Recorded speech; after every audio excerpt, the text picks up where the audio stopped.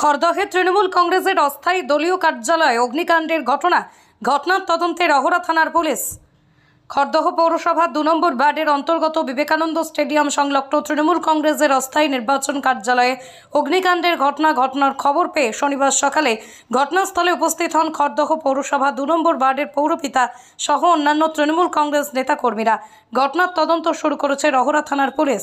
সংবাদ মাধ্যমের মুখোমুখি হয়ে খড়দহ পৌরসভা ২ নম্বর ওয়ার্ডের পৌরপিতা তথা তৃণমূল কংগ্রেস নেতা চিন্ময় কুমার দাস, নির্বাচনী কার্যালয় অস্থায়ী নির্বাচনী কার্যালয় আমরা করেছি।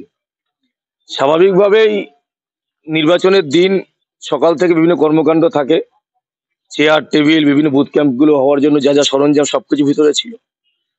হঠাৎ আমি সব ভোরবেলায় খবর পাচ্ছি যে কে বা কারা, বিশেষ করে হচ্ছে গিয়ে কিছু দুষ্কৃতী, তারা হচ্ছে এখানে পেট্রোলে আমরা বুঝতে পারছি যে পেট্রোল না ঢাললে এত আগুন হয় না, এখনো ধোয়া বেরোচ্ছে, আপনারা দেখতে পাচ্ছেন। পেট্রোল ঢেলে আমাদের এই নির্বাচনী কার্যালয় পুরো যা যা জিনিসপত্র ছিল, চেয়ার টেবিল থেকে আরম্ভ করে, ছাতা থেকে আরম্ভ করে, টিভি থেকে আরম্ভ করে সমস্ত কিছু জ্বলে পুরো একদম ছাই হয়ে গেছে। নক্কারজনক ঘটনা। বিরোধীরা এইভাবে তৃণমূল কংগ্রেসের সমর্থনকে আটকাতে পারবে না। বিরোধীরা যতই ভাবুক না কেন, এইভাবে তৃণমূল কংগ্রেসকে তাদের আবেগকে নষ্ট করে দেবে বা তাদের আবেগকে কোনোভাবে ক্ষতিগ্রস্ত করবে। মানুষ আমাদের সঙ্গে আছে। এই ধরনের নির্বাচনী কার্যালয়ে পুড়িয়ে অধ্যাপক সৌগত রায়কে মানে কোনোভাবেই পরাস্ত করা যাবে না, বরঞ্চ অধ্যাপক সৌগত রায় বিপুল ভোটে জয়যুক্ত হবেন। হ্যাঁ, সবই পুড়ে গেছে। দেখুন, বিরোধী বলতে কোনো দলকে তো আমরা তদন্ত সাপেক্ষ বিষয়টা। আর নির্বাচনের দিন নির্বাচনী কার্যালয় কারা পোড়াবে? বিরোধীরা ছাড়া কারা পোড়াবে? বিরোধী বলতে এখানে বিজেপি রয়েছে, সিপিএম রয়েছে, সমস্ত কিছু জানে। হ্যাঁ, কমপ্লেন লজ হয়েছে, নির্বাচন কমিশনকে জানানো হয়েছে, আর সমস্ত স্তরে প্রশাসনের সমস্ত স্তরকে রহরা থানা আইসিকে জানানো হয়েছে। তারা এসেছিলেন, কমপ্লেন নিয়েছেন, তারা সব দেখে গেছেন। তবে এই ধরনের ঘটনা খড়দা আগে ঘটেনি। এই ধরনের ঘটনার জন্য খড়দাটা অন্যরকম জায়গা, আপনারা জানেন। খড়দা শিক্ষার শহর, সংস্কৃতির শহর। এই ধরনের ঘটনার কোনো ভাষা নেই। অ্যাকচুয়ালি এই ২ নম্বর ওয়ার্ডে আমরা একটা অস্থায়ী নির্বাচনী কার্যালয় করেছিলাম। আমি সকাল যখন ৫টা ১৫-২০ তখন আমি আমার ওয়ার্ড কাজ করছিলাম।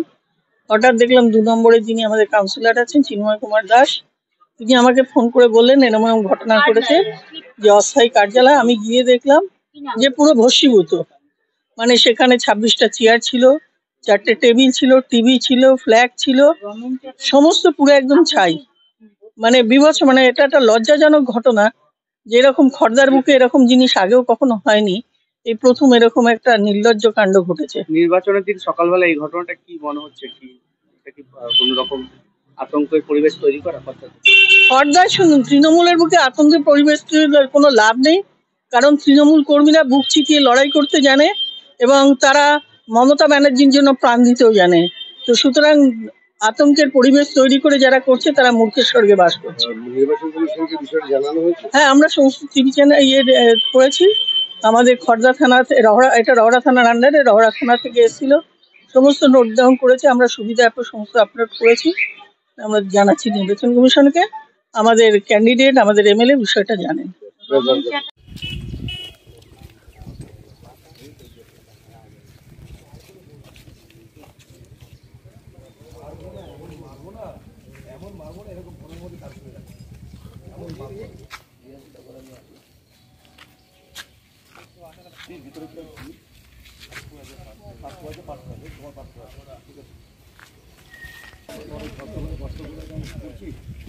যারা করছে ও বর্ষ থেকে বার করবে।